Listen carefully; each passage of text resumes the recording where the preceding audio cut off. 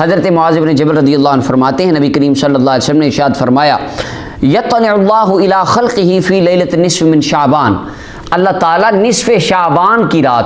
15ویں شعبان کی رات کو اللہ اپنی مخلوق کی طرف مطلع ہوتا ہے، یعنی اللہ توجہ فرماتا ہے. فیغفر لجمیع خلقہ الا لمشرک او مشاہد، کافر بندہ جو شرک کرنے والا ہے، جس نے کلمہ ہی نہیں پڑھا، اللہ کی توحید کو، نبی علیہ السلام کی رسالت کو نہیں مانتا، اس کے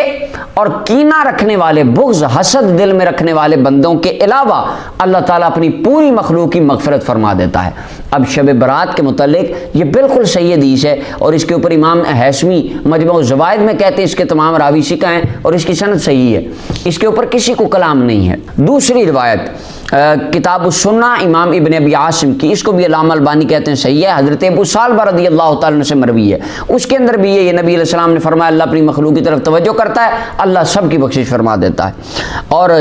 تیسری روایت صحیح حدیث امام حیثمی کہتے ہیں حدیث صحیح ہے، حضرت ابو بکر الصدیق رضی اللہ تعالیٰ عنہ حدیث کے راوی ہیں، اور مجموع الزوائد کے اندر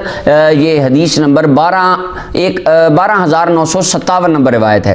حضرت ابو بکر صدیق رضی اللہ تعالیٰ عنہ حدیث کو بیان کرتے ہیں کہ اللہ تعالیٰ شب برات کی رات کو متوجہ ہوتا ہے مخلوق کی طرف، اور اللہ سب کی بخشش فرما دیتا ہے سوائے مشرک یا حسد اور بغض اور اناد رکھنے والے بندوں کے علاوہ، اللہ سب کی بخشش فرما دیتا ہے. اور اس کے علاوہ اس کے شواہد دیگر حدیث میں بھی ملتے ہیں.